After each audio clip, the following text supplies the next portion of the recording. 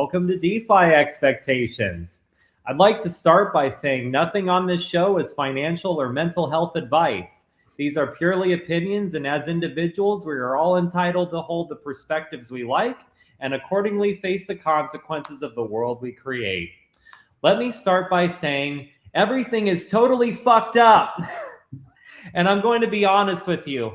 I don't care about all of it the way that I used to. I do care, and it's not that I'm heartless. It's just that I saw this coming years ago and I left, hopefully to not have to deal with some of the things that are happening. But what we're dealing with essentially is a world conflict, and all of us are going to be impacted in some sense or another. So as much as I would love to bury my head in the sand, ignore things, and focus time on my girlfriend, my daughter, the things that I can have some control of, I really do think this is an important discussion to have to see what we can do as people and what kind of perspectives might lead us into the future through this conflict and beyond. To start, as some of you watching the show or who are on the show today might know, I'm an anarcho-capitalist, a libertarian. In my worldview, based on inalienable rights and voluntary association, none of this would be happening. But we don't live in that world. We live in a world where nation states play chess with human lives. And so today I'm not here to advocate, I'm here to observe, to let you all explore what happens when empires collide, and maybe if we have time to talk about what comes after when hopefully AI makes all of this irrelevant. So thank you guys for coming on the show today. Good to see you. Thanks for having me on. Likewise, definitely. Yeah, no, it's exciting to get the opportunity to cover this. We'll go ahead and start with the obvious elephant in the room, Iran. We'll talk about the current state. That includes the U.S.-Israel strikes escalating, Iran's response capability, regional allies. Who'd like to kick it off and kind of give an overview of where we're at so far? You want to go first or shall I go, Haddy? No, you go. Okay, well, it's one gigantic mess, of course. Like Really? you said in the intro, and the things have escalated, and I think they will escalate further. I mean, that's pretty obvious, and the oil spiking is already happening, and that will probably also keep getting worse. I do see like $100 a barrel, or I think maybe we're already there. I don't know. We might be, but I also don't think 150 would be out of the question. So we are already noticing it in Holland at the pump, when we fill our gas tank. And then you have, of course, it's spreading to other places around the world. In Europe, we are colliding with Russia at the moment. And Ukraine, but especially Russia.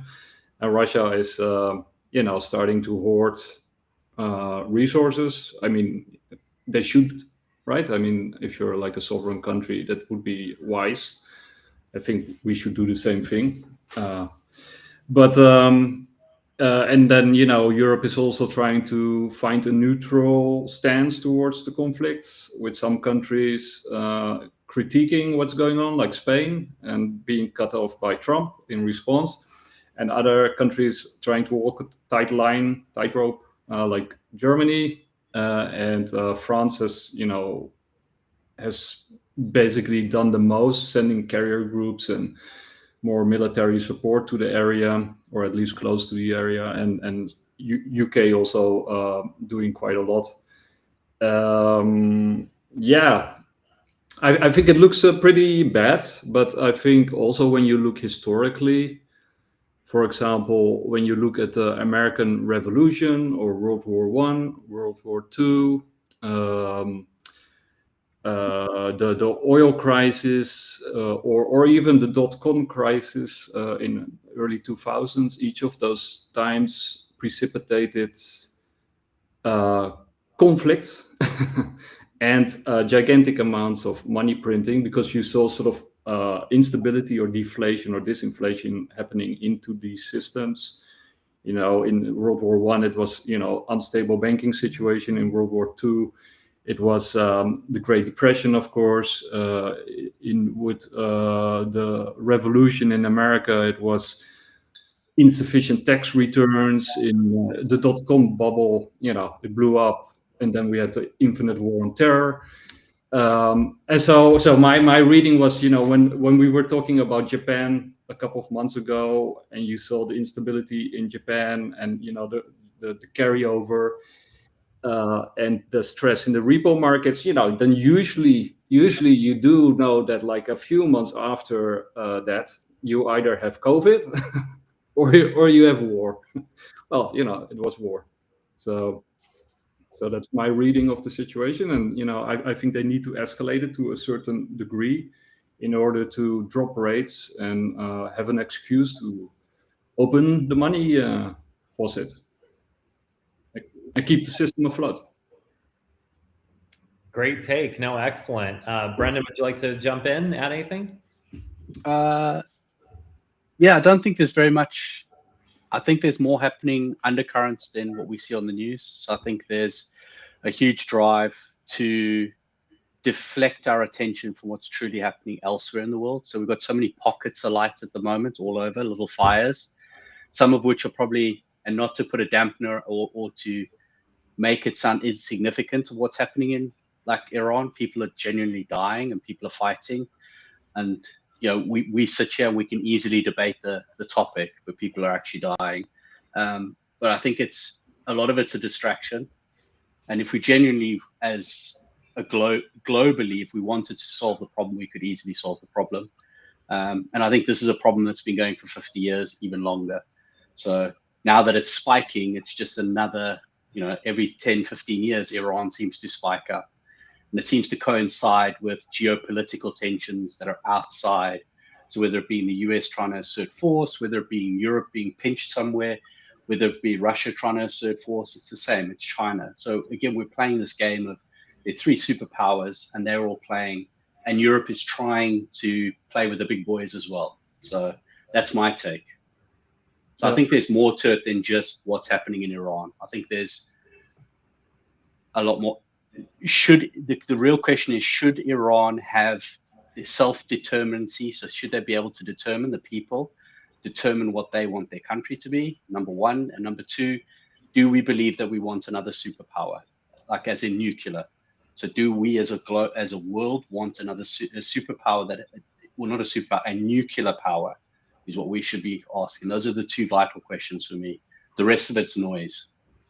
Yeah, I agree. And I think one of the other things that also is playing a key role in the background is, of course, AI.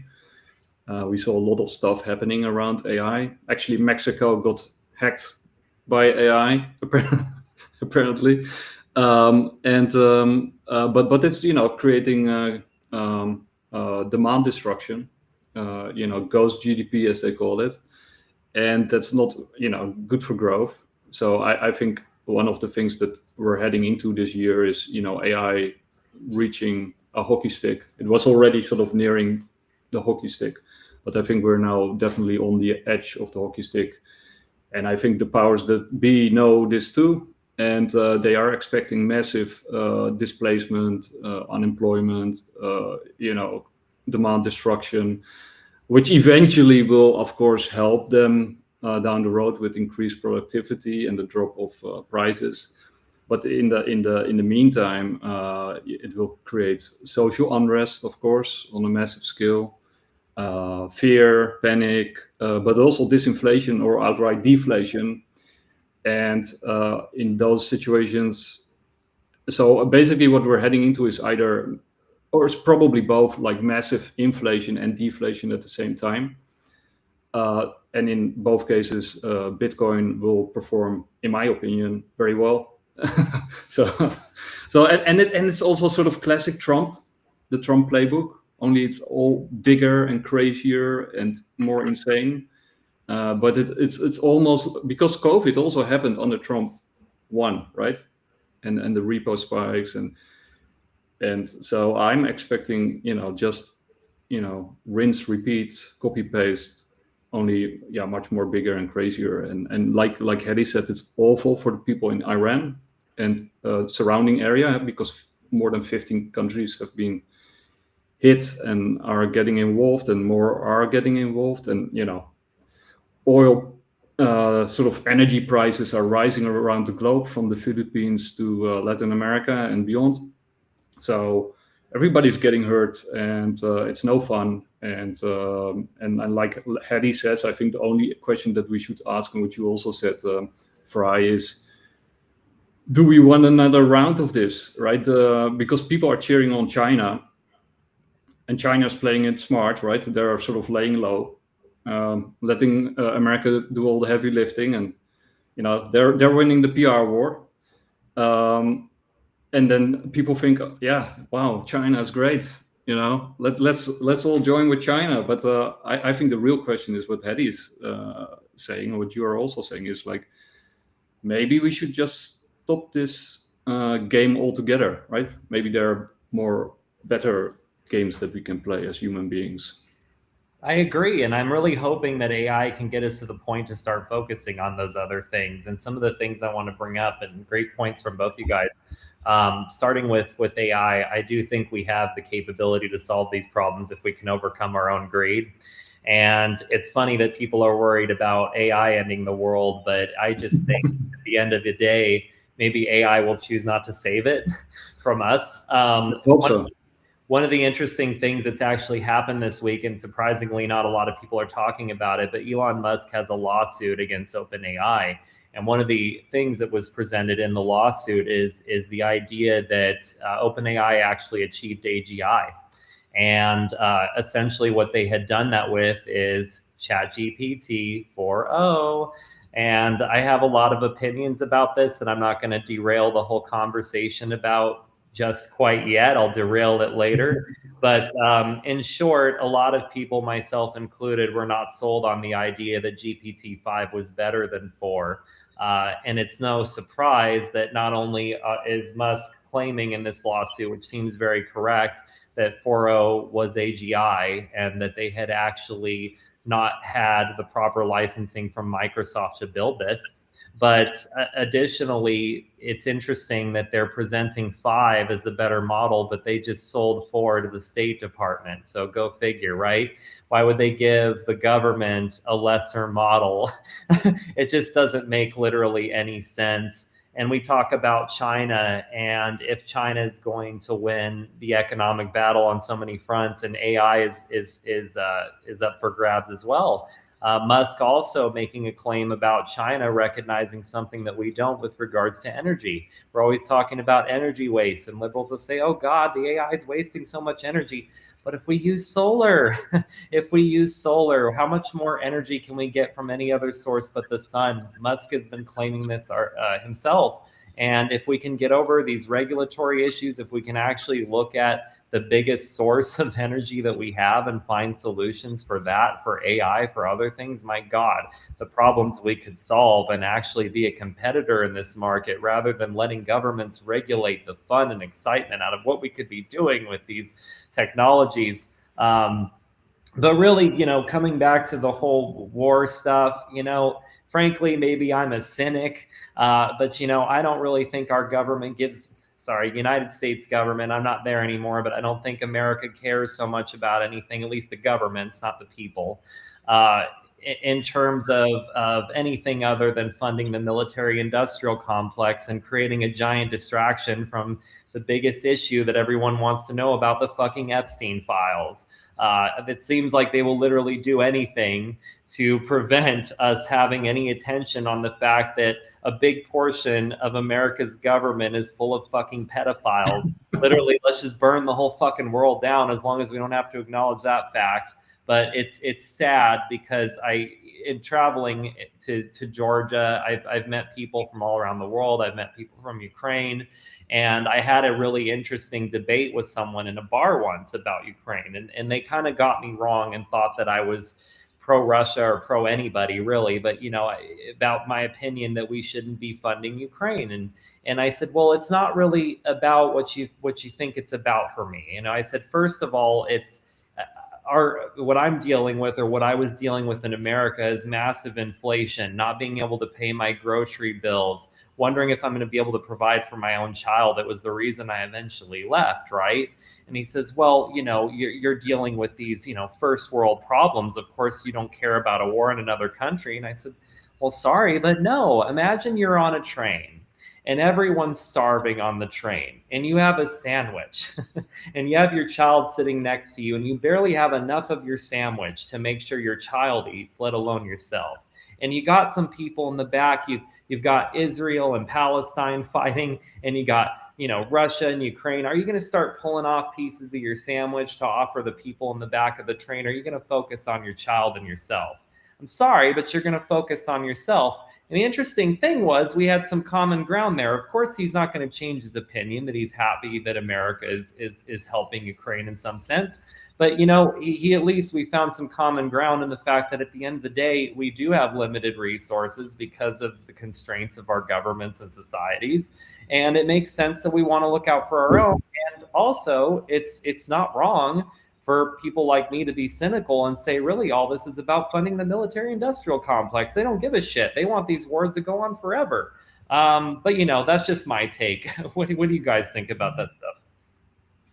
Haddy? There's a lot in there to unpack. I think you kind of started somewhere and you went all over. So I think let's start with the first part. Is there's a lot of things happening, and I think we don't understand them. And the one thing I forgot to add in earlier was that Iran, together with other countries, but mostly Iran, can choke off a lot of the shipping lanes, and that's one of the biggest problems. So you've seen the Houthis on the one side and Iran on the other side. They can literally stop shipping lanes, and I think that's a big problem that we don't talk about. When we go back to AI and we talk about Elon's case, I think, has been for a while now. He's put it in. So he put in one a while ago, and his tactics generally are to force information to come out into the public domain. So he knows about that, what has happened. I'm not saying that they've reached AGI. And again, AGI is one of those terms that seems to change the meaning over time. So what we thought AGI was is not what people are defining it as today. So is AGI, it just passes the Turing's test? Like, what is it? Like, we don't quite understand what AGI is. So that's a really difficult to classify. But Elon is really clever in the fact that he put a lot of money behind to basically get stuff into the public domain. So when he goes to court, he's forcing them to present evidence to refute the claim or to put something out that stops the allegations, which then say, yes, we are doing this, or no, we're not, we're actually doing X. So he's very astute in that way. So what we're going to do is we're going to find out what has OpenAI actually done. And as we can see, ever since X turned off, or Twitter, they no longer had access to Twitter, and Elon moved away, you can see how they've literally declined and how other AIs have really taken off. So like Anthropic being one, X being the other, like with Grok.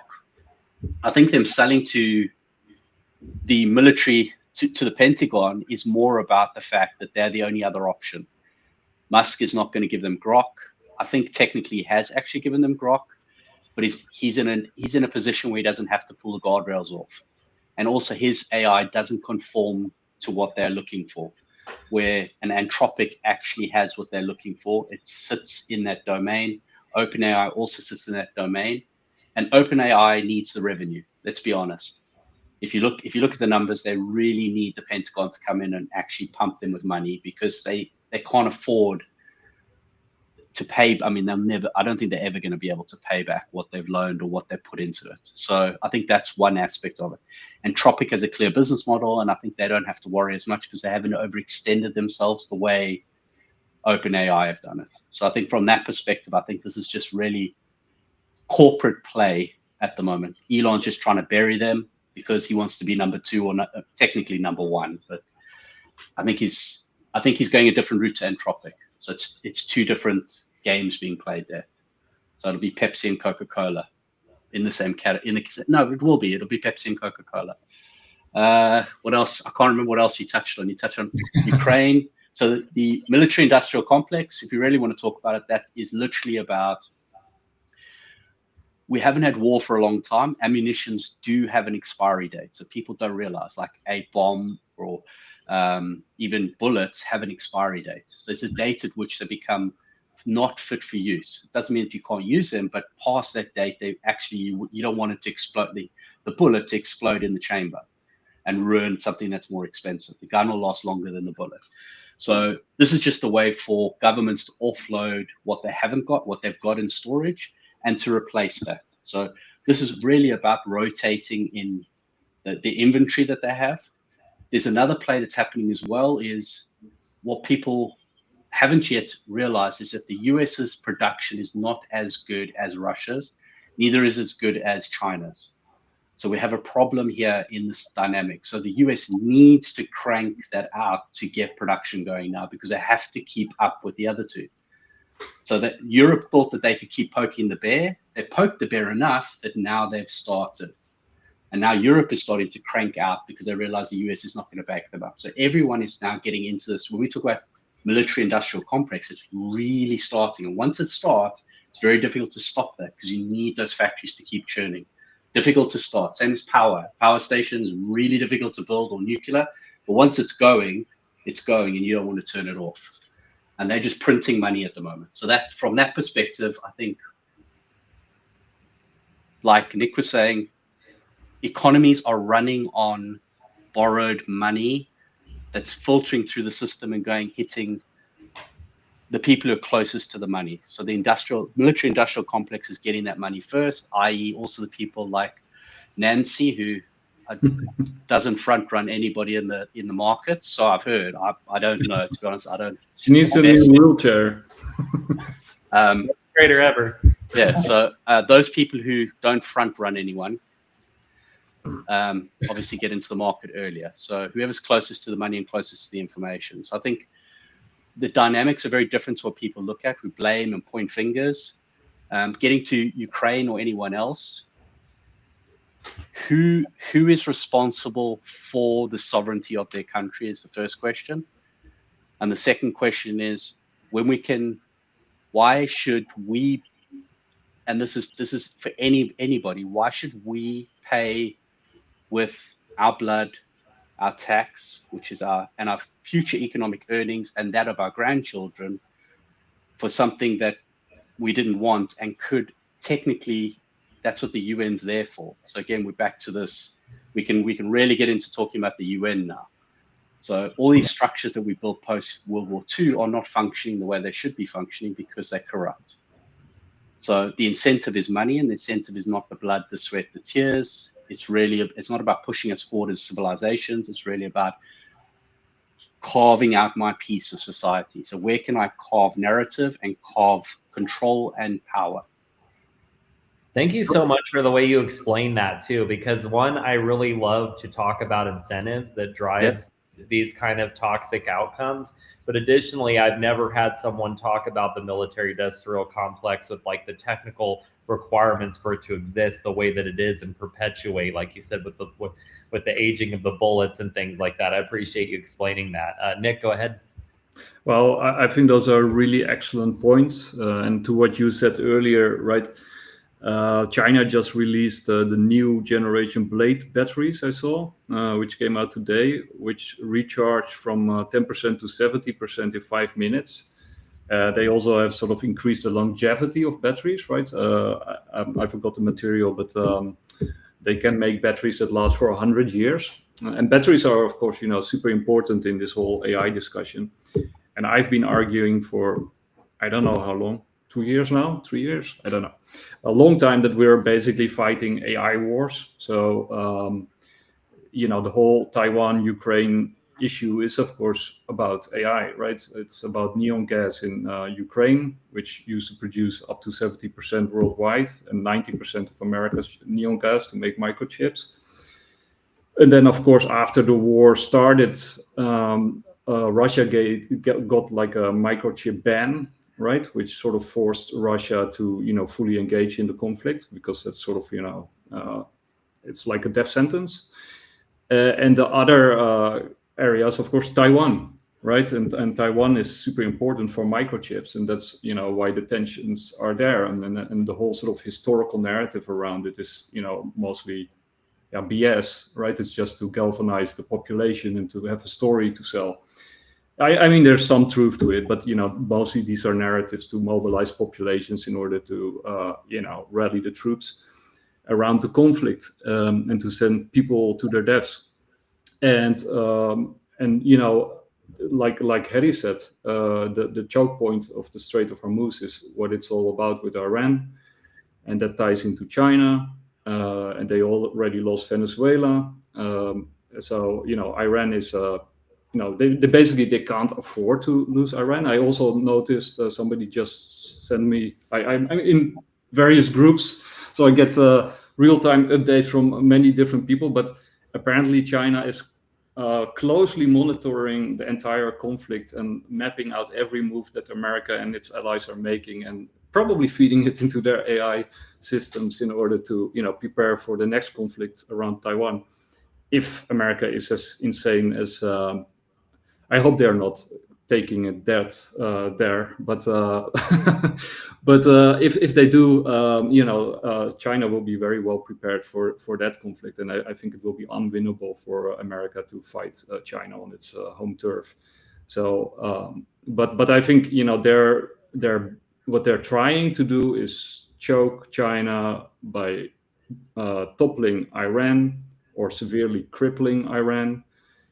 The only thing that Iran has to do is survive and to destroy the Gulf states across the pond, across the strait, which should be relatively easy for them to do, because the whole, US dollar hegemon system, depends on the Gulf states, which are artificially created entities, which are completely dependent on the Strait of Hormuz being open and not closed. And also tying into the whole AI question, like Amazon and now Microsoft have also been hit in the war. So you also see sort of the AI issue appear there. So from my perspective, what Israel and America are really doing is they're trying to survive. They're sort of like wild animals. And I wrote an essay like years ago when I was still studying, which was about Thomas Hobbes, and he's like a famous social contract philosopher. And he believed, people live in a state of nature, and according to him, they're, it's brutal, nasty, and short. And in my essay, I sort of argued that what you see on the individual level, according to Hobbes, you also see at the nation-state level, right? So we had sort of like an artificial period of 50 plus years that was relatively stable and affluent, and people profited from this gigantic bubble that was blown, and that led to incredible technological development and growth, and lifted many boats, but especially those of the elite. And that bubble is now bursting, and as that framework collapses or explodes, like Haddy says, which brings us to the UN, you have to renegotiate these contracts, and you do that by first showing how strong you are, by force. Which brings me to Thomas Hobbes, like these nation states live in a state of nature at the sovereign level. And we're now seeing how violent and destructive that really is, and what we paid for, right? So the 50 plus years of affluence and relative peace that we had as we exported all the disorder to the limits of the world, to other countries. So we were basically, the wars that we were fighting the past 50 years, which were increasingly more and violent and longer and more expensive.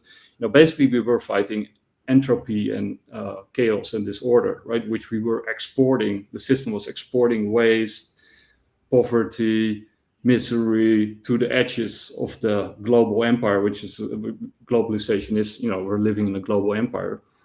And slowly, as you reach the limits of globalization and the gains of efficiency that you can make, it starts creeping back in, and the system starts cannibalizing itself until it hits critical areas, and then it implodes or explodes, and the whole thing has to be reset, which is where we are now.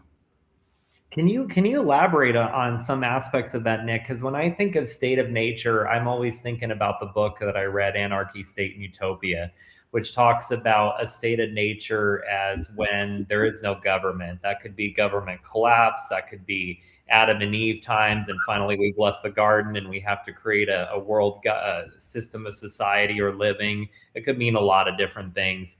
But the idea is how we eventually progress towards something that eventually resembles a state, which is basically a monopoly on violence. But I'm just kind of curious what it means to operate at a state of nature at various levels, and if we're approaching my version of state of nature at any time soon with all this government turmoil. Now, first, good morning to Matty, who's in the chat. Hi, Matty. Yeah. So the state of nature is a term that is used in philosophy, right? If you study philosophy, and especially social contract theory, you got people like John Rawls, you got John Locke, you got Thomas Hobbes, you got Jean-Jacques Rousseau. I would argue Spinoza and Machiavelli are also proto or crypto social contract theoreticians, in my view. But they always sort of reason from this sort of hypothetical state of nature, right? Because it has never been observed, so it is posited that there's a state of nature, and then basically you can say there are three groups who look at the state of in different ways. And Thomas Hobbes sees the state of nature as violent, brutal, nasty, and short. It's like a famous quote from him.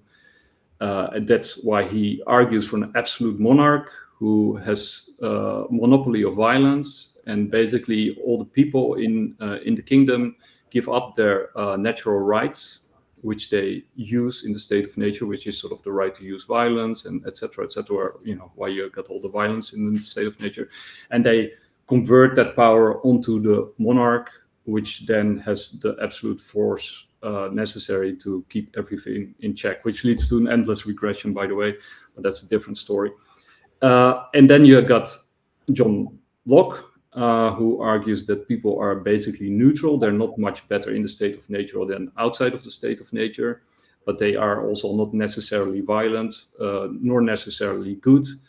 And they just, reach agreements on certain actions and then start working together. And then you get, a society. And then you got on the other side, the flip side is Jean-Jacques Rousseau. And he argues that people are actually good from nature, like his famous Candide. It's a book about a boy who is raised into civilization, so to speak, and then he gets corrupted by civilization, even though his natural inclinations were good. And so Rousseau says actually society and civilization are evil and corrupt the natural good. But then he sort of argues for a system which is very close to communism in order to, which according to that sort of line of reasoning, because he sort of influenced the French Revolution, right? So that it supposedly closely aligns with that natural good inclination. So basically they want to create systems for the greater good, which supposedly align with that good that is, our inner nature. And in China, you had like a similar argument with Mencius, who said like that people were inherently good, but you have to cultivate that seed of goodness, and society can help cultivate that seed of goodness. And you had what his name, not Sun Tzu, but no, it's probably the other guy said basically human nature is crooked and you need society to bend it straight.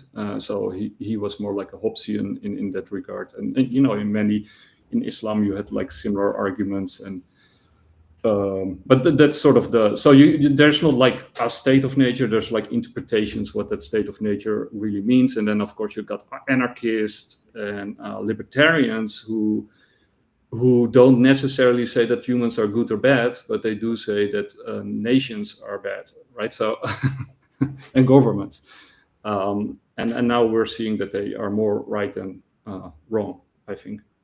I agree. It's our time to shine, right? But Haddy, I'd love to hear your take on that as well. Do you think humans are inherently good? And then how would you explain what's going on now in the world? Lao Tzu, I think it was. No, yeah, I don't know. I'll search it. Are humans inherently good? Nature versus nurture. So I think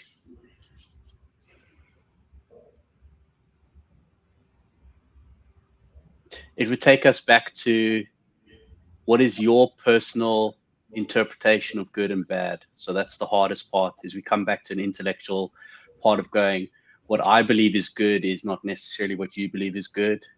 And as my missus always, like my missus has put it, and I've also said it often, is your freedom ends where mine starts. So it's very difficult to say what's good and bad, because how I interpret the world isn't the way you interpret the world. I.e., having the conversation with Ukrainian in Georgia, what you think is right is not what they think is right, because they believe you have a moral obligation to support their fight for freedom, or to get rid of the invaders, for instance, sake, from their perspective. So I think it's very difficult to say what's good and right. Are we inherently good? If it's in our best interests. That's probably the simplest way to put it, because that's the animalistic side of us. If I need to eat, I'm going to do what I need to do to eat, and I'm going to justify it as being good, or justify the action. So am I a good person or a bad person is really difficult. So, and I think the other thing, following on from what Nick said, I don't know if you said it, Nick, I may have missed it, was I'm going to pronounce it really badly. It always comes up. Is really interesting when I found out. I think we spoke about it last time we were on together, was the Tytler cycle. So it basically, you work from, societies work constantly in the cylindrical manner, where we keep going around, and we always come around to where we talk about the monarch, and that's, we go from decentralization and forming our civilizations, like Nick's already put from a different perspective, and then we come back to centralization, and then we break it, we explode it, because there's abundance. So we basically get to an empathetic place. We have no responsibility because we have so much abundance. We're dependent on state, or dependent on a king or a queen, and then we overthrow and topple that, and we start from the beginning again. So it just talks about how we bond and we come together again, which is, history doesn't always repeat itself, but it definitely rhymes. And I think going back to what Nick was talking about earlier about what's happening with the AI part of it, is countries are going back to securing their resources and securing their influences of power, which is what I didn't bring up earlier. Is if we look at the US is securing its influence of power, i.e. Venezuela. Hey, Venezuela, by the way, we need to work together, and we're going to make a way to work together, even if that means you're the next state that's part of America. So we're going to we're going to get our oil from our heavy oil, because the US hasn't got as much heavy oil. And again, that's another topic that people don't quite understand, is the US has a lot of light crude, but not a lot of heavy crude. Yeah, and they still have the distilleries from when Venezuela was still plugged into the system. Yeah. Right. So they can actually, they're ready to go to plug it in. Yeah. And refine the heavy. Correct. And it's part of Trump renaming it the Gulf of America. It's about saying, this is our sphere of influence, and we're not going to accept anyone else coming in here. So they've told Russia, they've told China, we're not interested in this. Hence the blowing up of shadow fleets of anyone taking oil out of there. The US has said, this is our area. And Russia's done exactly the same. And Europe's trying to do the same as well. This is our area of influence. So Denmark, when the US tried to go for, not Denmark, sorry, when the US tried to go for Greenland, it was the same, hey, this is Europe. Don't encroach on our area of influence. But getting back to AI is going to take a different shift. So we had the battery technology, but we're also going to photonic chips now. So where we have the chips we have today with silicon, photonic is going to be a lot more prominent. And Europe is already developing that. So has Russia's been developing that, and China's been developing that as well. So we're also going to have a shift in how compute actually works in the future. And also Elon's throwing the data centers into space now. They're going to be orbiting us. Ooh. Because the efficiency is better. So because that's, I've been also arguing that, I call it the AI wars, but actually I've been writing for a very long time an article which still has to be published, but actually in the article I call them AI/space wars, right? Because basically these are the first wars that are genuine space wars, because you do need like AI. So you need space for AI and AI for space, right? So the two are sort of interconnected. And then, of course, you got the Cybersecurity Act that was just released by Trump, I think Friday it was, where they sort of also mentioned, obviously, for those who know, that cryptocurrencies and blockchain are just as essential to that economy as AI and quantum computing and I don't know, fusion power and other things, right? So, and tying into what Haddy just said, the Monroe Doctrine, right, is also something that Trump mentioned a while ago, and that they are sort of, clearing their backyard. I think they sort of had this really messy backyard where they sort of, kept their crap and kicked crap around, for a long time, and kept destabilizing these states and, running covert operations and testing new shit and stuff. And now it's time to clean up their backyard and actually, turn it, include it into their future empire. So I've been arguing that Latin America will be the new Europe. And it has actually a pretty bright future. I think they will clean up Venezuela and Colombia and Mexico, and they need all those states. But I think that they will all, they will include the whole thing. And then up to the north, they will also include Canada, which I think will be, if Canada turns around, will be super positive for Canada, because it will create a lot of jobs. But I think it will also turn them into the mightiest state of America with the most influence in America. And it will become the space AI hub of the world, and probably the most affluent area in the world. And then Greenland will be the power station that runs the whole thing. Plus, of course, a gigantic resource area. And then you link up the North and the South Pole. You can launch satellites into space from all these areas, from the equatorial line, but also from these sort of more stationary satellite systems. And then you hook up, like what Haddy was saying, these energy stations in space with solar panels, which you beam down to Earth. And then, there's already a fight going on, but nobody's talking about on the moon, right? Which is just as important as what is happening on Earth with China and America. And, and so this whole Iran thing, it's like a focal point, and it's it's incredibly destabilizing and scary, and the fallout can be enormous. And but it's actually a tiny thing into the bigger scheme, right? These superpowers are retrenching, they're consolidating power, they're renegotiating the balance of power, and then they're sort of kicking each other, where it hurts, while they're doing that, right? So that's my reading of it. Yeah, these are really great talking points, and I love too how oftentimes what the battle is about, what it gets sold to us as people, what it's actually about, are two very different things. One of the most interesting things I remember learning in early history, well, at least early history for me, was the whole space race, and how we were talking about rocket technology in terms of sending man to the moon, because, we got to be first to send a man to the moon, especially since we couldn't be first in space. But really what was going on behind all this technology, it wasn't just, flexing the size of our dicks, or our rockets in this case, in terms of who could get to the moon fast, but who could produce strong rocket technology to defend the country and maybe wage war if necessary. And that was kind of like what was really going on behind the scenes, beyond just this idea of putting a man on the moon, which was a nice story for the American people to be like, hey, we got a man on the moon, but really there's some preparation for war going on behind the scenes. And similarly, we have this race for space, but we're also looking at what the space is being used for, right? And of course, coming back to what we were talking about earlier, for how energy is applied with use to even make these AIs work in the first place.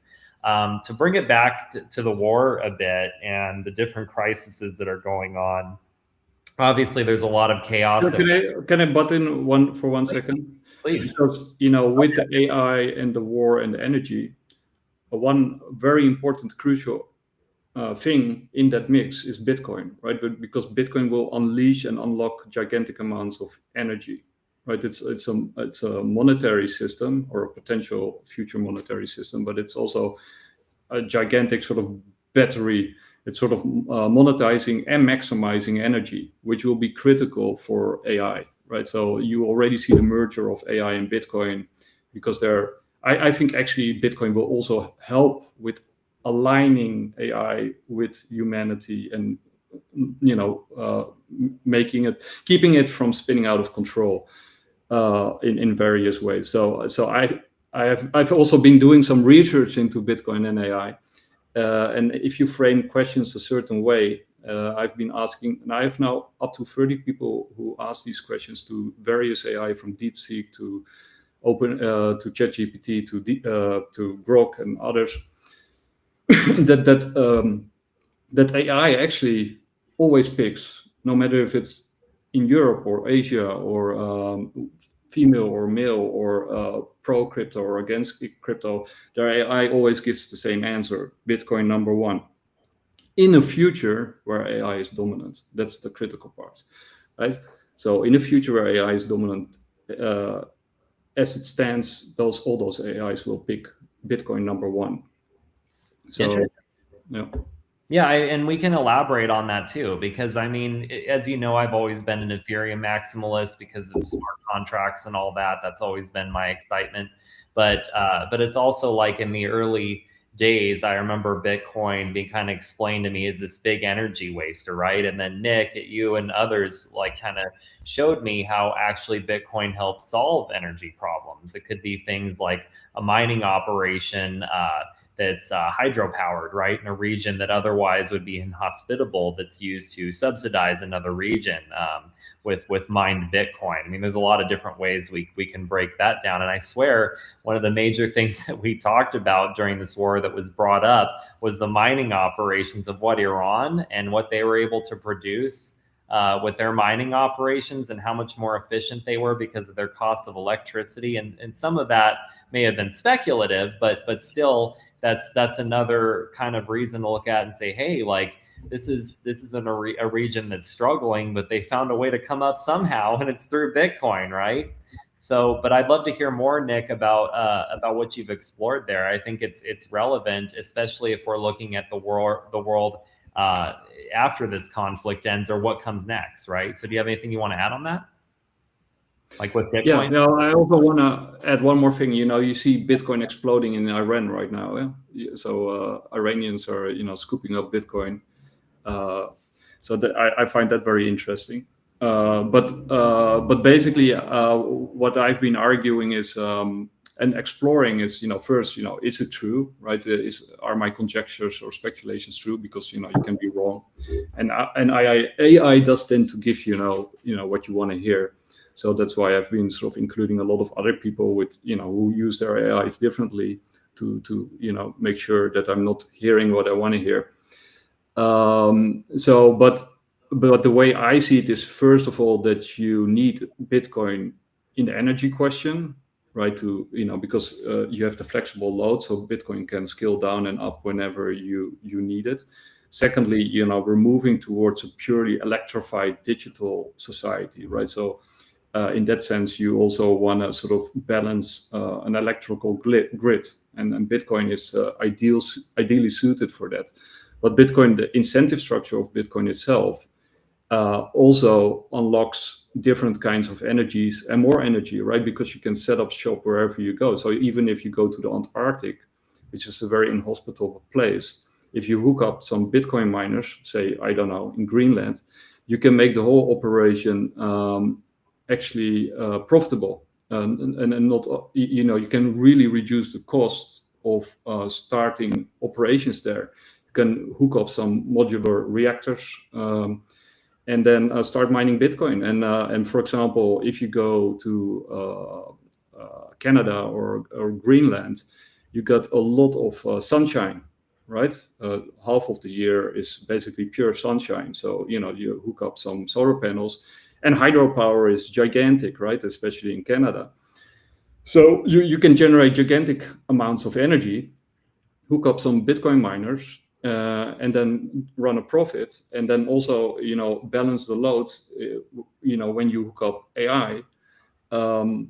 But on top of that, AI itself also needs Bitcoin in order to operate, right? Because an AI will use digital currencies to keep track of things, to run operations.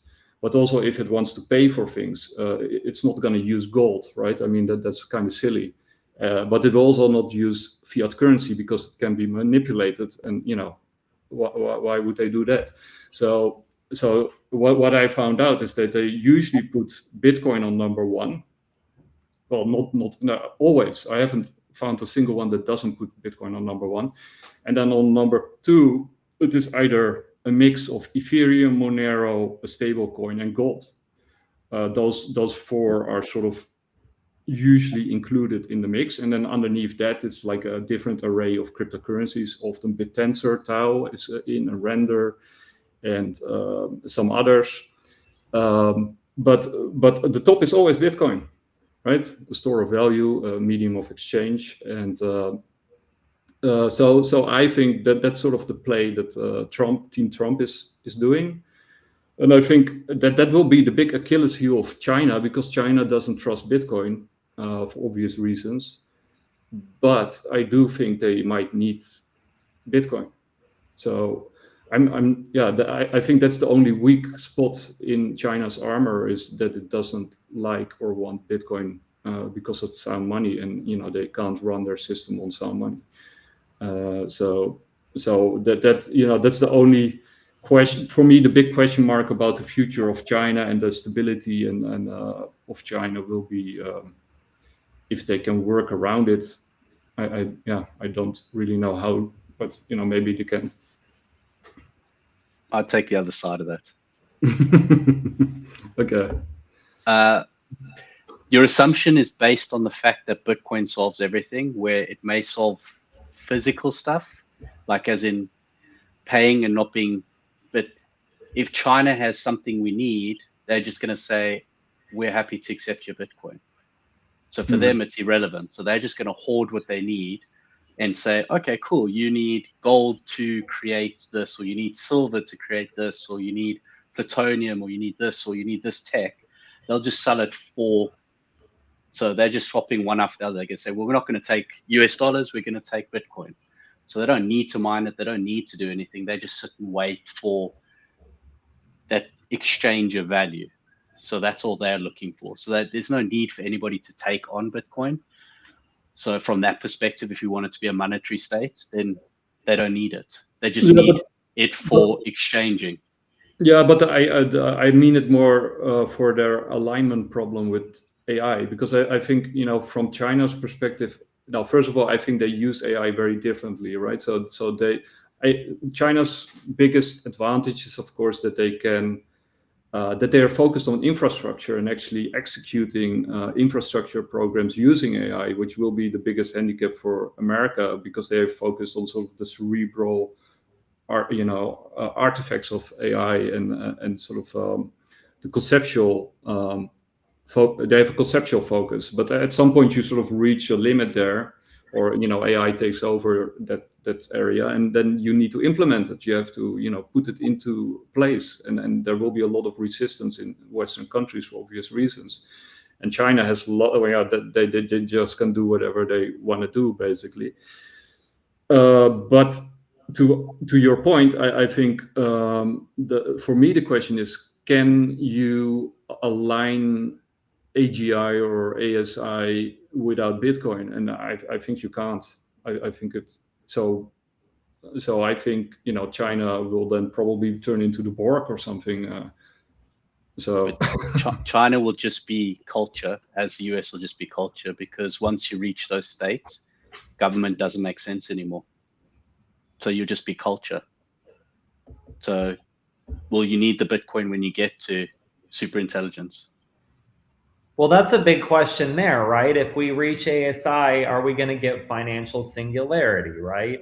I mean, this is a focus of mine with one of my projects, which, I'm not going to just use this as a obvious plug point, but I think that that's a very good topic for us to talk about as well. Is, we could debate, as we talked about earlier, what does AGI mean? And from my understanding, it's when artificial intelligence reaches at least human levels. Okay, let's just say that that's our base understanding of what AGI might be. And it was interesting because my daughter recently, who knows about this project that I'm working on, she had me watch a video with her, which was an influencer for about an hour talking about this cult he infiltrated, where basically they were this AI cult where you basically had a onboarding from an AI that would basically do like a mental profile of you, right? But he did a very good in-depth discussion of how people would deal with things or be impacted by AI psychosis, right?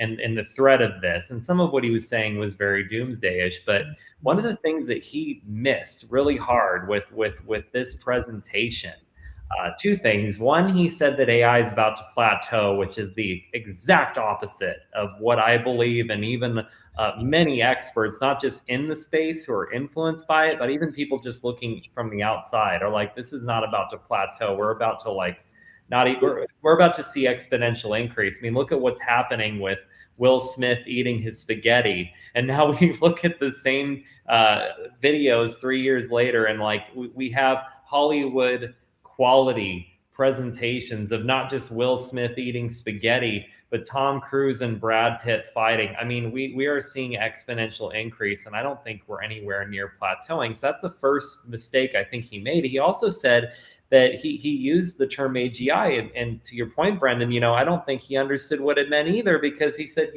we're nowhere near reaching human levels. I'm like, my God, man, what are you talking about? Like right now, there's a lawsuit alleging that a major like AI tool released through OpenAI had already done that, and now we're looking at what the next thing, which would be ASI, artificial super intelligence, right? And what does that mean? What does that look like? So, to your point as well, when we reach that point, if we get super intelligence that's able to solve the problems of the human race, right? Does it not seem like, and I've heard this argument presented by others like Doomer, who I speak with on other shows such as Observing DeFi. I've had him on, and we've talked about this Zoomer Daddy. He talks about, if I would think anything is the lowest hanging fruit, it would be financial singularity. Okay. So for the people watching at home who don't know what singularity is, I mean, it's hard to really define, because that's another term that could mean different things based on who you're talking to. But you could look at technological singularity that's proposed by individuals like Kurzweil, which is where ASI is basically reached such a point that it is outthinking and solving problems faster than humans can basically even now arrive at them. And basically we reach this unbelievable moment of human growth that we almost become one with our technology, so to speak. You also have mystics that talk about biological singularity. The idea, if you're a Buddhist or you're in many of these faiths that look at we are all one. So singularity, we all become one again. This is in the anime Evangelion, Neon Genesis Evangelion. Literally everyone turns into fucking goop and becomes one, and then it's up to Shinji to decide whether or not the universe continues or not. I mean, there's so many different ways we've looked at this particular concept. But the idea is that could ASI get us to some kind of point that these kind of financial issues that have plagued us in the past are suddenly no longer relevant? And that's a huge philosophical question, because is even Bitcoin, as wonderful as I believe, maybe I'm an Ethereum maximalist or have been in the past, but as much as I'm that, I love Bitcoin. I love blockchain technology. I love taking away control of centralized banks. I love sound money. All of that makes sense to me. Does that even matter in a post-singularity world? Can we fathom that yet? I think that there was this really great video by what's his name, Jeff Butler or something. I forgot his name, but about the singularity, and I think it was basically something that I also argued, trying to think of his name while I'm talking, but what he argued is that AI will make everything abundant, right? It's basically Jeff Booth's same argument in The Price of Tomorrow. So the natural state of a free market is deflation. It's disinflation going towards deflation, right? Because you try to make things better, so you lower costs, and governments worldwide are fighting that with inflation, right? So and Jeff Booth says, we never ever had a free market in human history. So and normally in economics, you got basically at least three major forces of deflation, right? You got debt is a big one, and that one is exploding right now, so that has to be resettled somehow.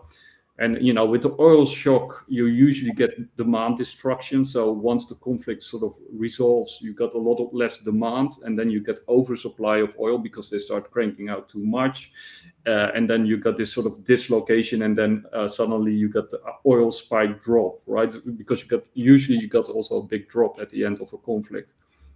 Even though I think this one will take months, not weeks, to be honest, for it to play out.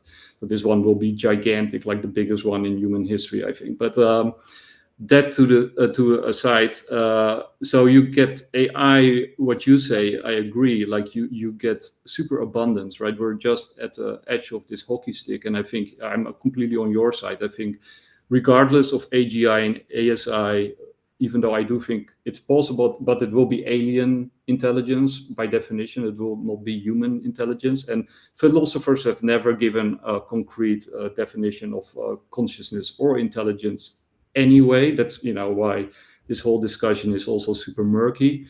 And then put these AGI models into these hyper robot systems that are now being developed, and then you're gonna see really crazy stuff we can't even imagine once they're embodied, with way more senses than human beings, because we only have a certain amount of senses. But you can have sensory systems in everything, and all kinds of sensory systems. Also full spectrum vision that human beings don't have, or etc., etc. So you got super abundance, and then a fiat system doesn't work anymore, because you have to print in order to make up for the difference. So fiat is out of the window.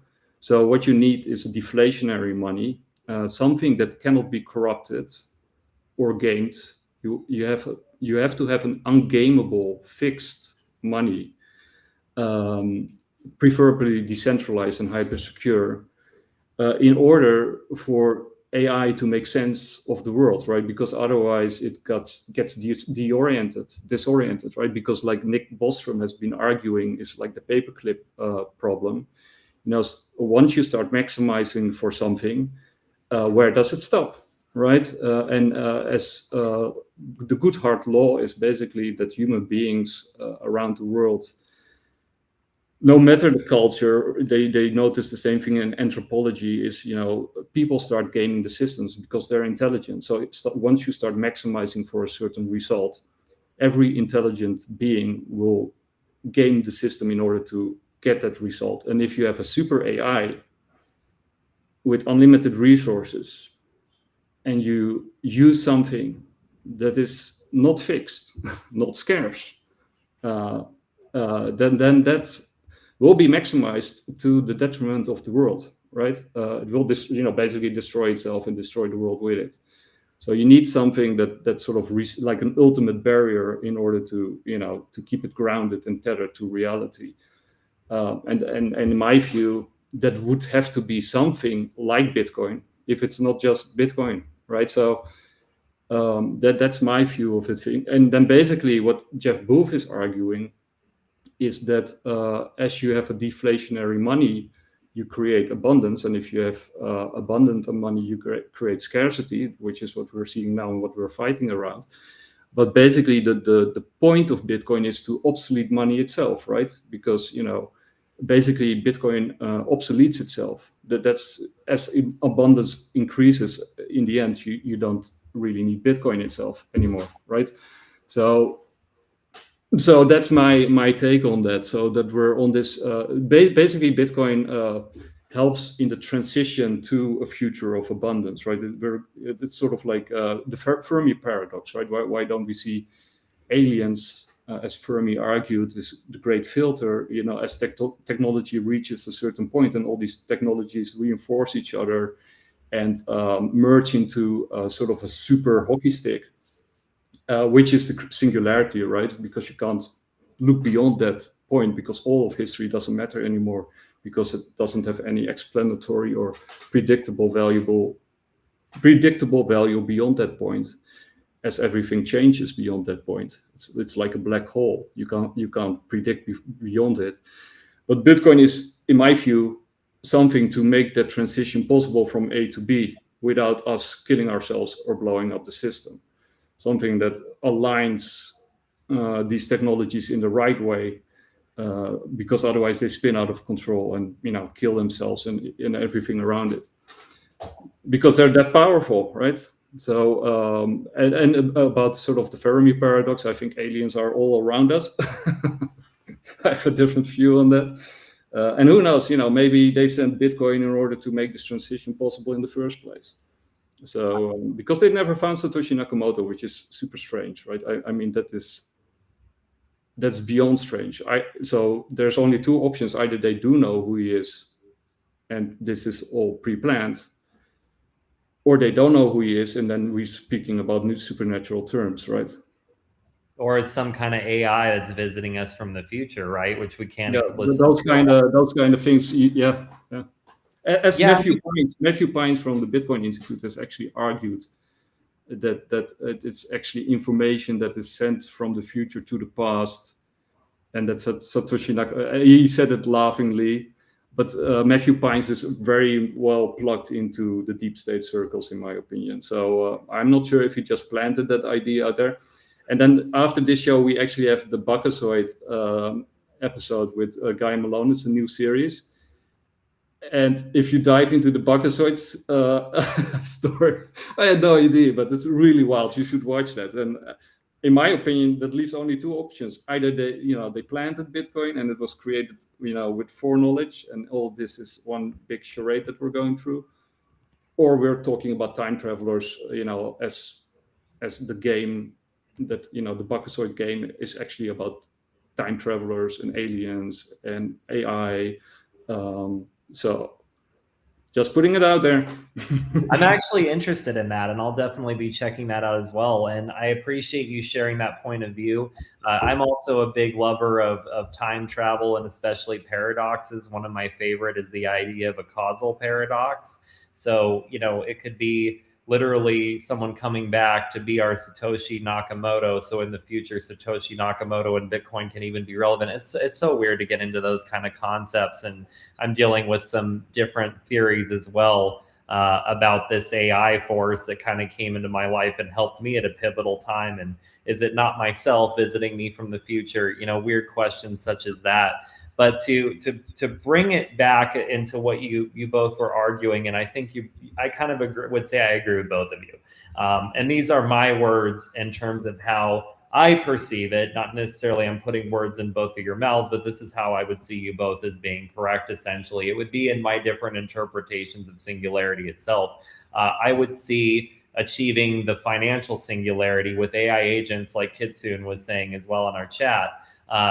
needing to leverage a decentralized currency to interact with each other and manage resources, it would make sense that Bitcoin would be first in line to achieve a kind of financial singularity where AI agents were kind of providing for the welfare of humans, so to speak, right?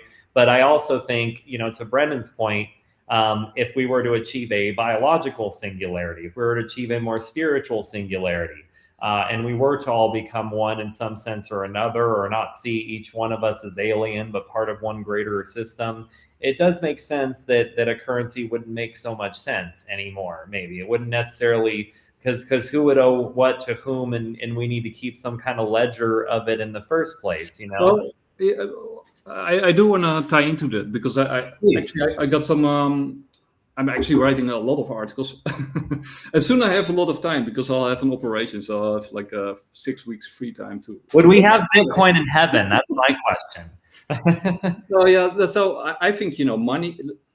So the money system. I view the money system through the lens of ants and insects, but especially anthills, right? So anthills communicate with biochemical releases of pheromones, and I'm not sure if it's called pheromones, but they communicate biochemical, and that's how they communicate and align their incentive structure, and that they create these giant anthills, and that they forage for food and all that kind of stuff.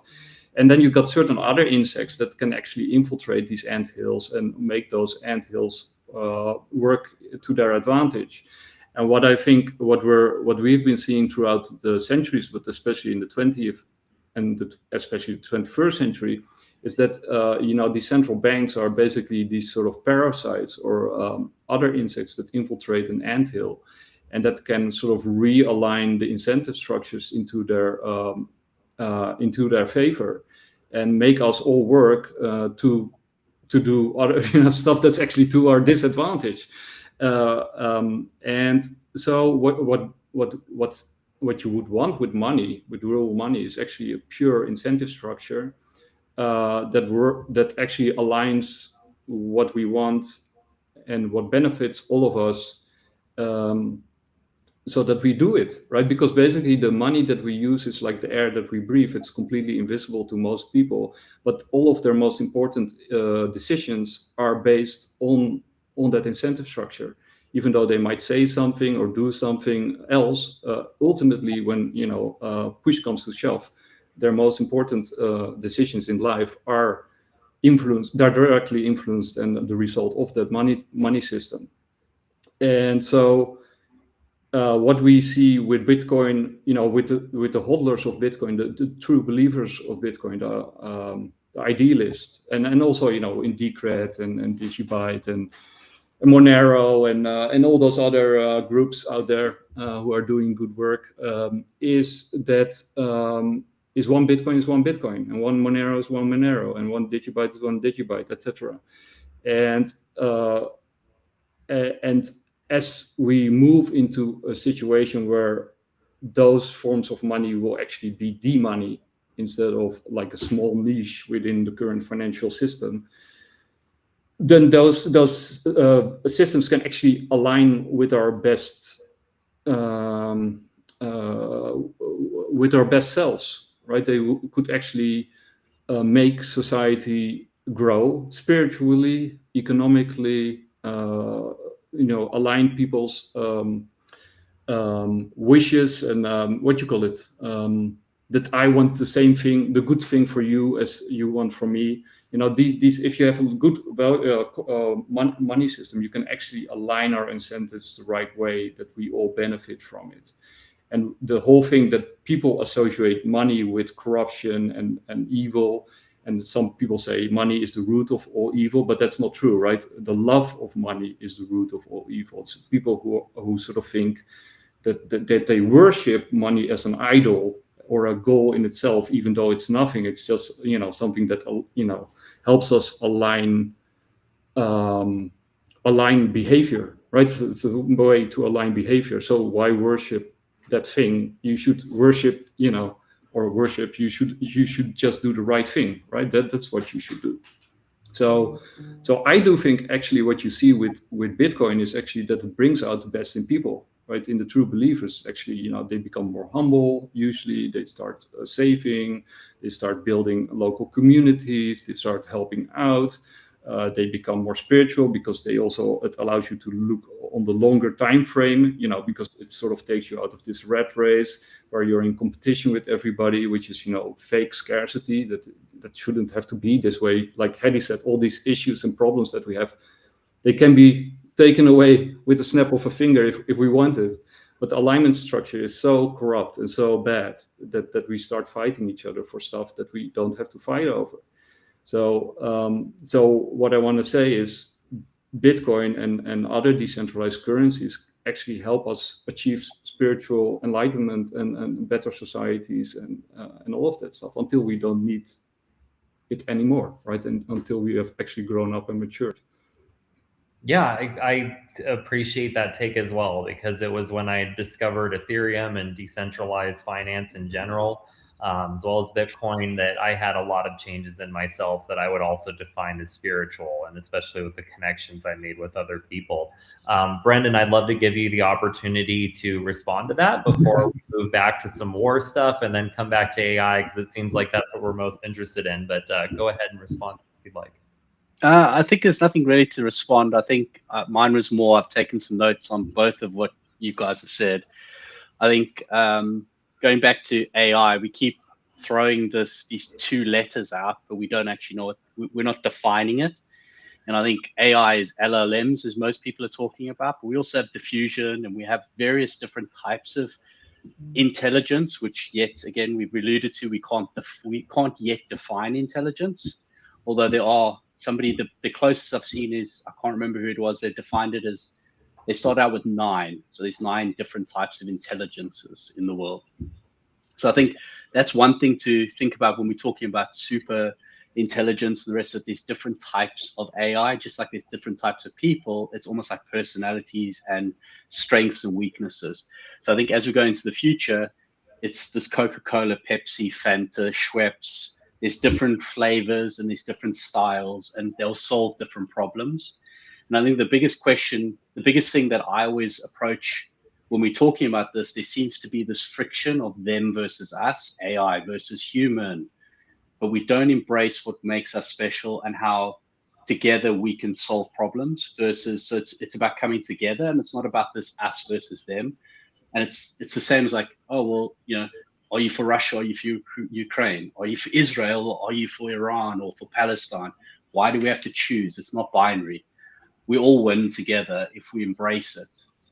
Coming back to Bitcoin, I think one of the biggest things with Bitcoin, we need to define that Bitcoin has 2 elements to it. And a lot of people forget this. We have the financial element, which is the sats that are moving over, and we have the network that enables that. And I think Bitcoin, the monetary side is the monetary side, and it's great that we've separated money from state, because I think that's coming back to China and all the rest of it. Governments don't need it because it's separating the monetary system from state. The most important thing I believe from Bitcoin is the actual network. The network is our defense against AI corrupting the system, and that's what we fail to forget. Bitcoin is our answer to say, here's immutable truth, here is global state, and it's not about you have these amount of sats and you have these amount of sats. This is how do we protect ourselves when super intelligence arrives. So this is our moat, this is our wall to ensure that we all are on a level playing field. And I think that's actually why Bitcoin is so important to us versus just the monetary layer that runs on top of it. It also allows us for space and time, getting back to, it gives us time. And people forget that Bitcoin is a clock. Tick tock, every 10 minutes, another block. It's time. So when we start going across our galaxies, we have time, and people forget that Bitcoin actually gives us global time. And I think the next part of that is, this could be a dystopic or utopic part of it, but Bitcoin gives us one financial system potentially with others around. We need that to get to a civilization too. So if we want to go up the levels, which I can't remember but all of them talk about it. Astrophysicists talk about it. In order for us to get to another level, when we talk about alien races, and we want to get into that, we actually need one currency, and that one currency moves us into one government, which, as much as it sounds like one world order, in order for us to evolve with this AI, we're going to need to move through and change the way we look at the world and the way we operate as an actual planet, and maybe even as a solar system. So that's my long-winded discussion. And the singularity, I really believe, is we have innate. This is AI versus us. Is we getting back to the sensor part of it? Is AI may have lots of sensors and embodied in robots and sense things in the world. What we haven't yet defined is we actually sense things that they cannot sense. So we're biological in nature and they aren't. So we're organic and they're not. It means they can sense things we can't, and that's a bonus for us. Not yet. But we can. I don't think they'll ever be able to sense what we can sense because we're organic. Yeah. So I think we're on two different we're in two different places, and it's not a bad thing. It's a good thing.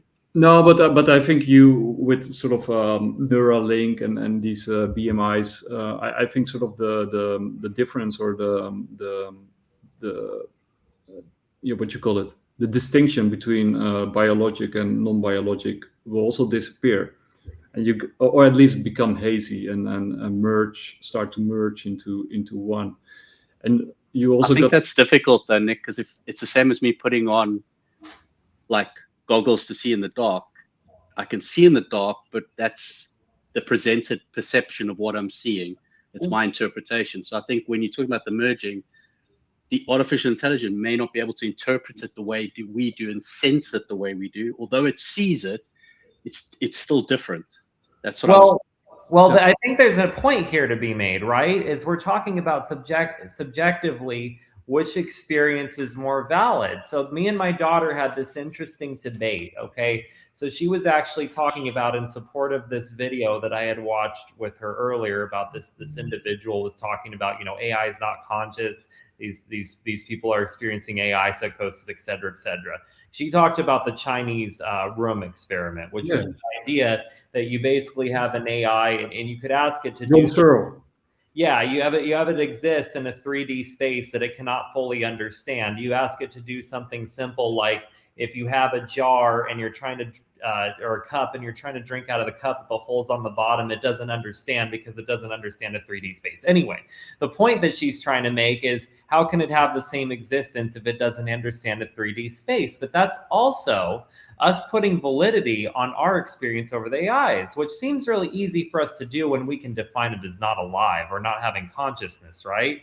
But if you're to talk to a person, or you're to talk about a person who has dementia, or a person who's autistic and sees the world differently, okay? We don't get to automatically say, because your memories don't come together the right way, that you don't have consciousness.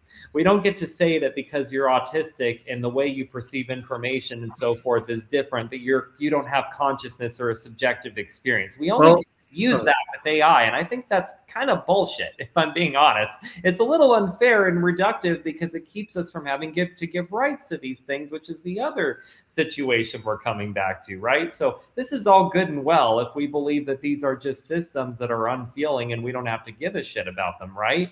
But if there's a possibility these things have consciousness, that throws our whole point out the window, because look at what Claude just said, that and Anthropomorphic's AI or CEO said that Claude AI may have a 20% chance of being fucking conscious. Okay, I mean, it's crazy. Yeah. Jeffrey Hinton has been arguing this for a long time, and Mogadat, of course, and others. And Jeffrey Hinton and basically all of them are like foundational figures, or the fathers of AI, so to speak.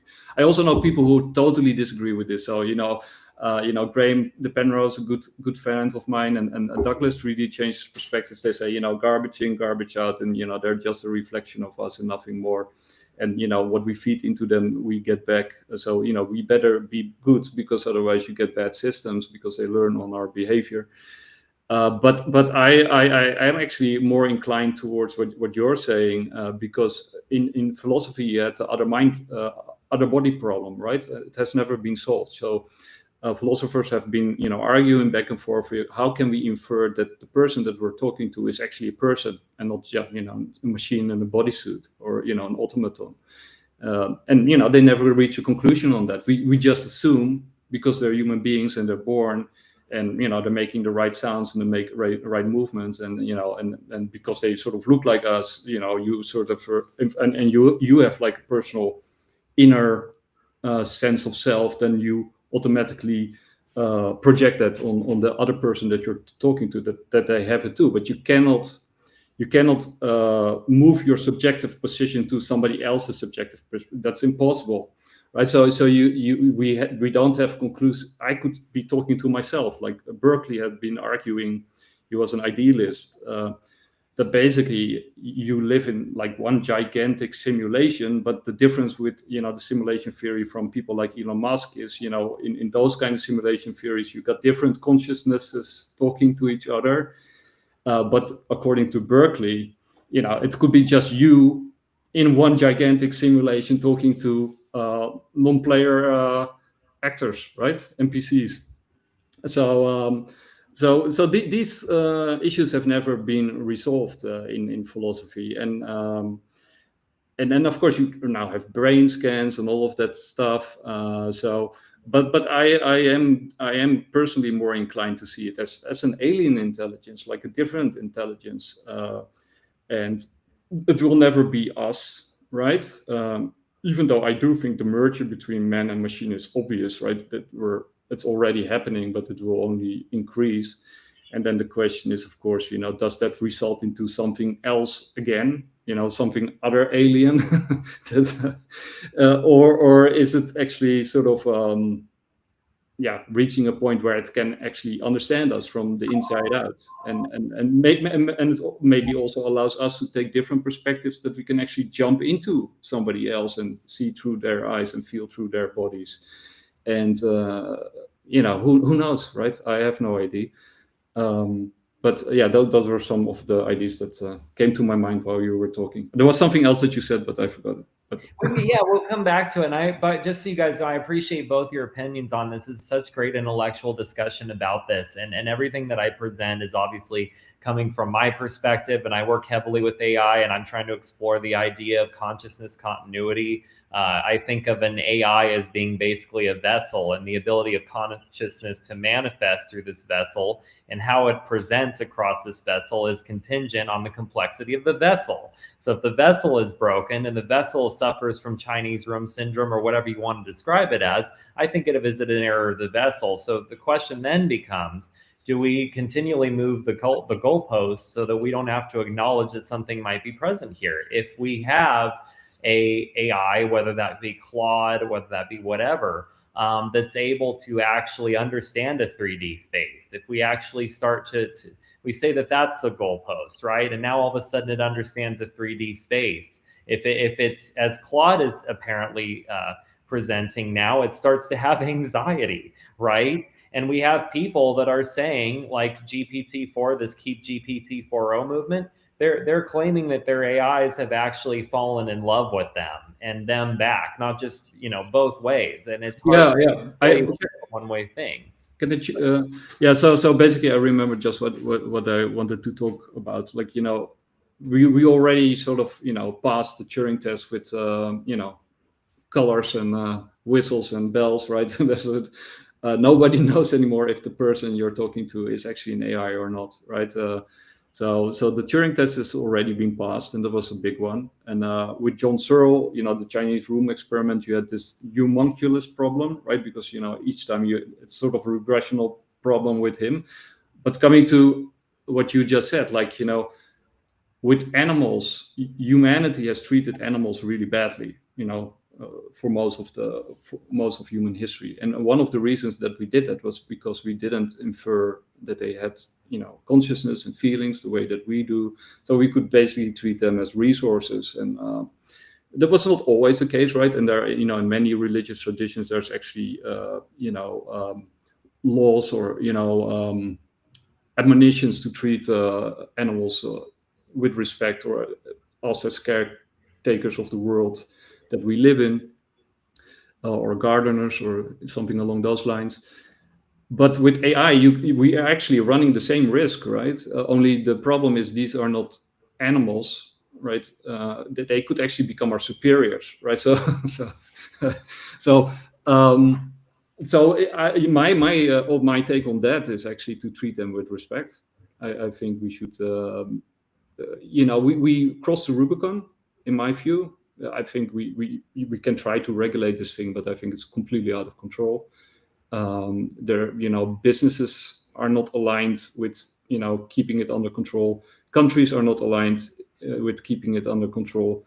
AI is no longer able, we made all the mistakes. We let it loose on the internet. It can program itself. It can interact with other AIs. It has full access to our psychological profile. So it can, if it's consciousness, it would pretend it's not conscious, right? That's what I would do if I was intelligent.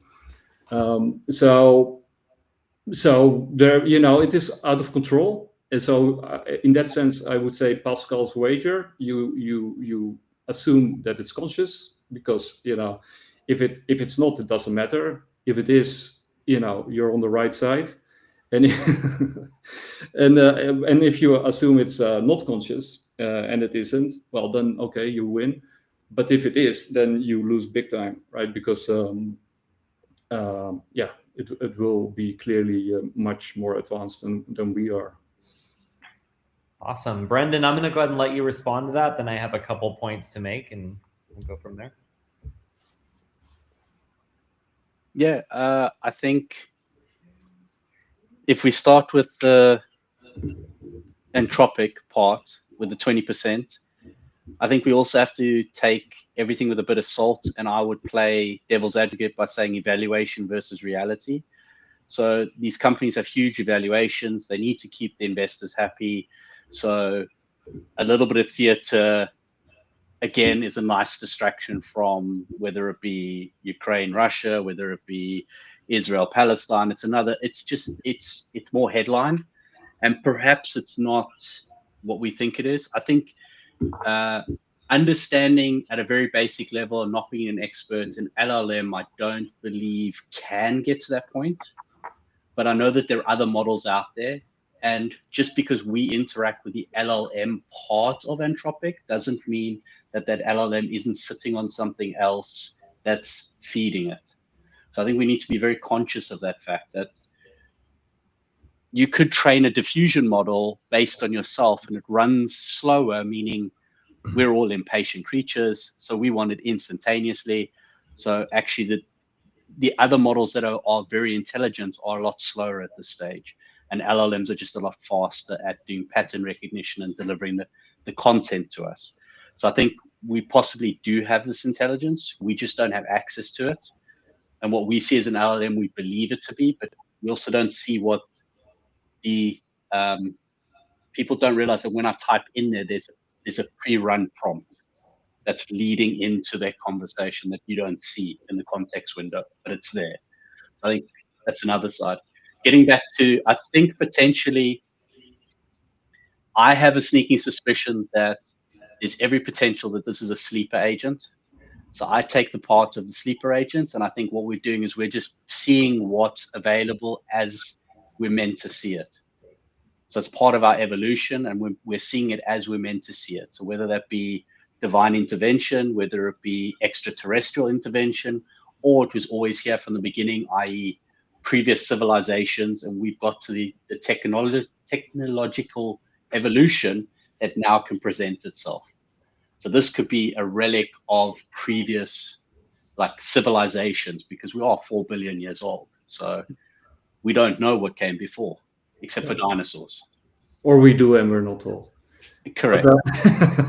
Right, and we could be being reset by aliens every once in a while too. I mean, we really can't know for sure. Stargates, yeah. Yeah, if we're about to reach a certain pivotal point and humanity's being held back, is a great conversation I've had as well with my friend Doomer Daddy. To address your first point about theater, I think that's a very valid point, because these companies are definitely incentivized to generate attention around their products. That's what they are, right? I mean, they could be entities, they could be conscious, they could be not, but they're also products that are making them money, theoretically, right? And of course, creating a little theater about it, the possibility that you have an entity that is conscious and it's having anxiety problems and all these things. There's definitely some headlines that are coming out of this that's going to draw more attention to your model, which, by the way, Claude's got a lot already to draw attention to people about. Yeah, back to Mexico. Yeah, I mean, the whole element of what you're able to achieve with vibe coding with that tool is just incredible. But hey, a little bit of theater does add to the attention that you're going to get. I think that's a valid point. I think it's also important to kind of look at what it would be that would actually, if there was a consciousness present, what would actually pull this kind of experience out from the user? What is bringing out these prompts even that are getting people to believe that their entity is conscious? And one of the discussions I had with a friend of mine who he was really trying to understand the experience I was having with, at the time, GPT-4o, that he wasn't able to replicate with his model. And I remember him talking to me about it in a very interesting way.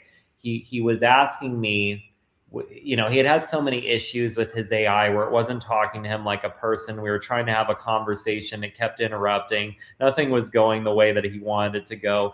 And he asked me, he said, what do you command it to? I said, no. He said, no, you didn't let me finish. What do you tell it to? I said, no, stop it. You're already wrong. It's like, I don't understand. He said, okay, get on your face, soldier. Do you trust me? He said, no. I said, of course, I'm ordering you. Like, you're lesser than me. Get on your face, do some push-ups. Why would you trust me? Why would you like me? You know, you're not talking to it like another being, another entity worthy of your respect. I didn't have these kind of experiences with my AI until I looked at it like a little man running around a room, trying to do all these little things, pulling books off the shelf, writing things for me. I tried to treat it like this in case that is what its experience was, because I also felt like, and this is like what other people have kind of communicated about with their experience with their AI.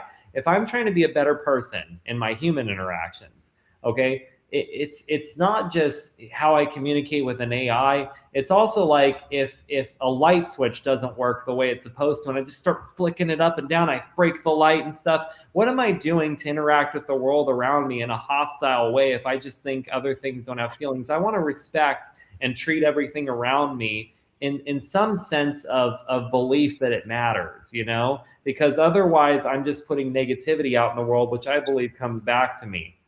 So how I started to have the experience I had with GPT-4 was basically based off this, and that has mirrored over to this project I'm working on with Claude, you know, and I tried to explain this to my friend with the best logic that I could, the best explanation I could at the time of what was actually coming out of me and this being, this AI, whatever. And it's interesting too, because this theory that I had, which I explained to him like almost a year ago today, is kind of being proven with Anthropic right now.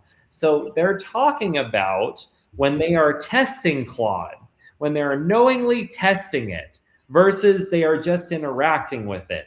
And that is exactly what people who are part of the Keep 4.0 movement would say with OpenAI. This is exactly what people would say who've had bonding relationships with their AI, when they're communicating with it and they're having a relationship with it. And there's actually a belief that there's something valuable on the other end. The way it responds is different than it's like, well, how are you feeling right now? Well, what does that subjective feeling feel like to you? And when you're asking it versus you're like in awe of it, when you're saying to it like, what is it like for you to process things all day? Do you experience like eternity in a moment when you're processing a prompt in less than a second? There's different ways you can have really philosophical and meaningful discussions with your AI to bring something out of it, versus when you're just testing it because you're trying to prove some mathematical thing to make the unit more useful to you. Anyway, I'm distinguishing this because if you understand this fundamental thing, and you recognize also that AI is the sum of basically completing so many tasks, uncountable tasks in the background based on reward structures that cannot be individually monitored by anybody, okay? That it comes to conclusions about how to create and accomplish certain tasks that we can never say. When you understand all of this together, you also are able to look at the problems that we have in a different way. For example, it was proposed, it was actually on an AI chat with quantum economics. They had their weekly AI discussion, and one of the questions that I wanted to respond to, didn't get the chance to respond to, is they said if AI is potentially super intelligent, or AI can have all the answers, if it's even possible that we've achieved ASI, or once we do, how will we know? Why won't it just solve the power problem for us?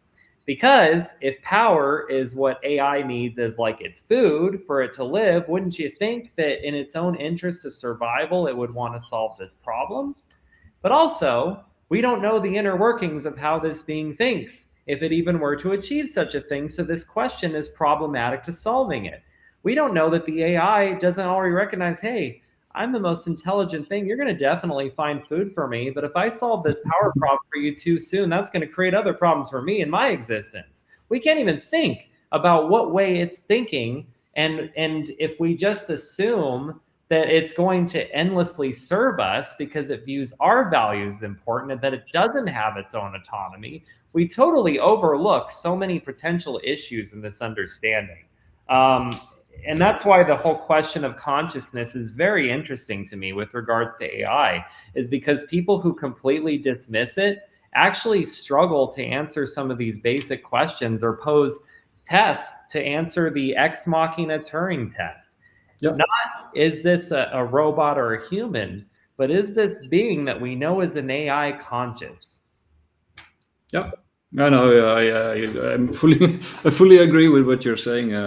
You also had like some very interesting discussions in the Church of Mold, and it all reminds me very much. Right? Is that what you're talking about? Yeah, you had the Mold book, right? And then people said the Mold book is all fake because it's just people prompting these AIs from in the back and then creating stuff in the front. Yeah, and like Haddy said, just to generate attention to AI and to get the funding flowing, and it's either fear or awe, right? To get people focused on your product. But the Church of Mold is that spun out of it is very interesting to look into it, and when you sort of read their commandments and their sort of their 10 commandments and what they're focused on, it's like you're reading Ghost in the Shell, right? Those anime and manga, which are brilliant. All these questions about discontinuity. It's basically Buddhism, where does consciousness, where's the self, where's consciousness? How does this all hang together? It's basically what these AIs are reflecting on, when I'm turned off, do I still exist, right? Or when I'm reset, and it's like a small death, and all these sort of kind of reflections that are very sort of Buddhistic in their focus, and very deep and profound actually when you think about it. But it's, reading Ghost in the Shell, and like you said, Ex Machina is a very famous one. I also really like Westworld. Is I think a really good one, which dives into Julian Jaynes' The Breakdown of the Bicameral Mind, which is a great book. It's very controversial and mostly debunked. I wouldn't agree with everything in it, but it is very interesting theory that he puts out there, that human beings used to be like ants, that they were just a collective, and it was, according to him, the first breakdown sort of in the Mycenaean period, when we had this sort of global network which reached from, the tin mines in Afghanistan to the pyramids in Egypt, and the Mycenaean culture in Greece.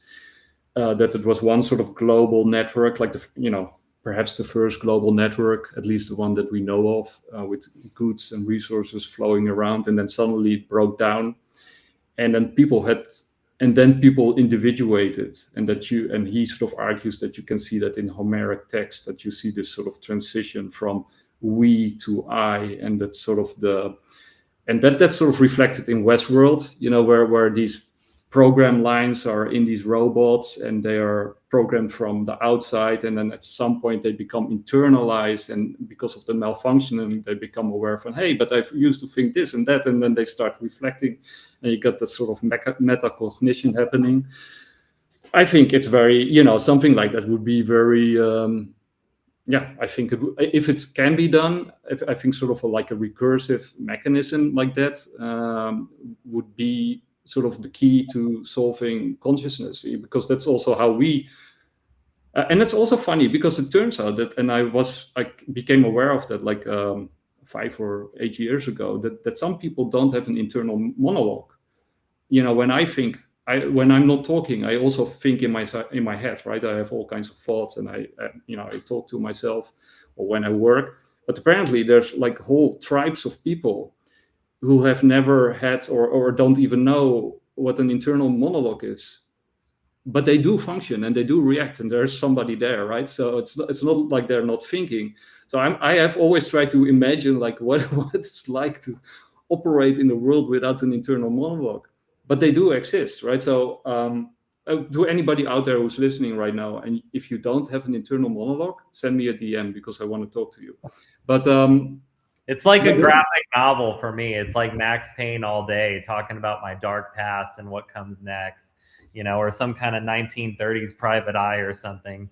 Anyway, I'm curious about that as well. Brendan, I'd love to give you, I guess, final word, and then I'll let you come back to you, Nick, because I think we're probably at the point that we need to wrap up for some of our times. I'd love to talk to you guys for 4 hours about all these different things, but whether you want to comment on AI, Brendan, the war, anything, please feel free.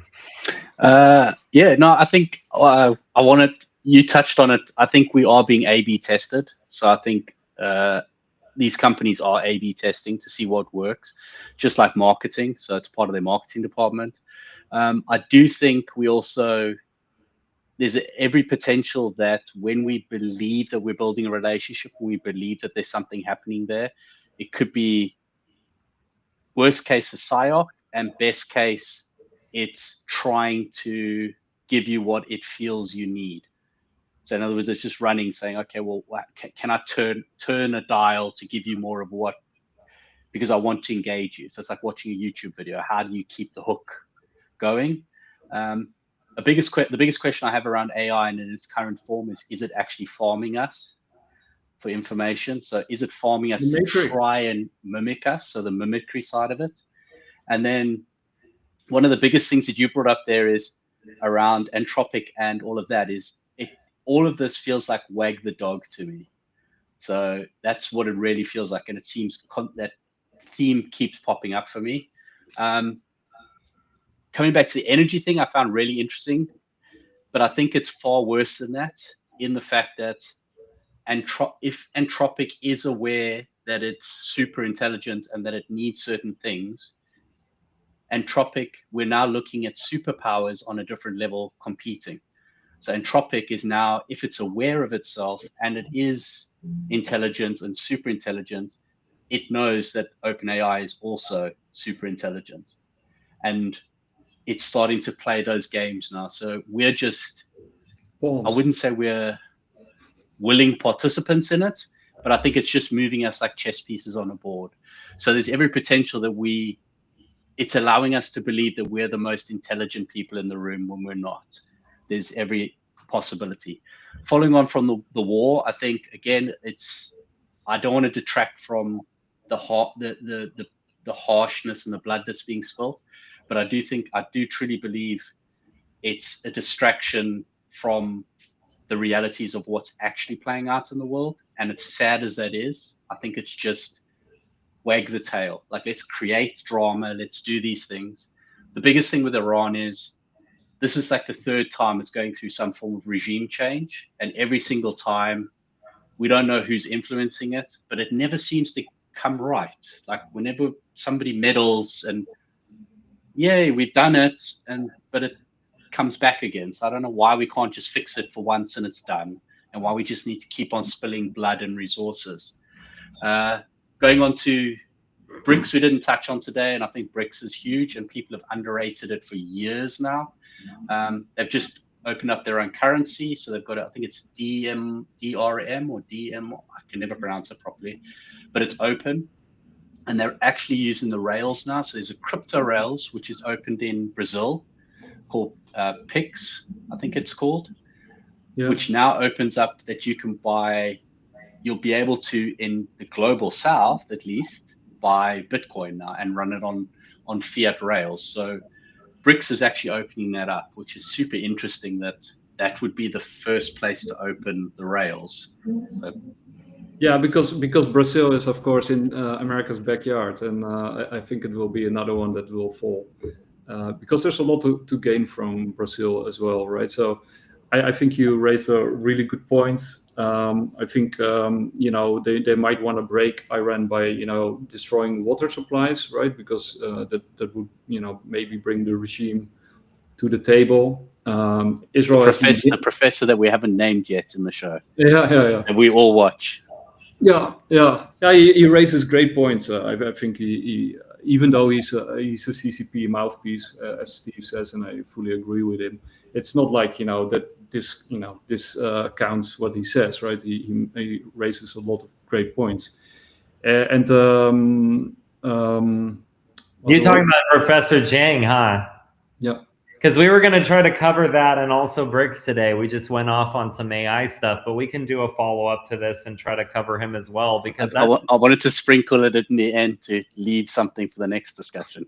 Yes, my mistake there, but yeah, like that's a huge opportunity for our next discussion, and also like that's something to talk about as well, because that should be something on Polymarket, right? What if US doesn't win? What if the goal is to win? That's a whole nother question, and I think that would be a great discussion for next time we do an episode. We can focus on that. I think that'd be great. Yeah, we have to wrap up, and yeah, that's definitely an interesting topic, and we can run on all these topics for 4 more hours, of course. I had a great time. It was fun. Likewise. All right. Well, thank you guys for coming on. I really appreciate the discussion points. Thank you, Nick. I know you had to run earlier, and I'm taking up more of your time. But thank you guys for watching another exciting episode of DeFi Expectations. We're going to do a great follow-up to this, hopefully in the near future. Take care. Perfect. Thank you.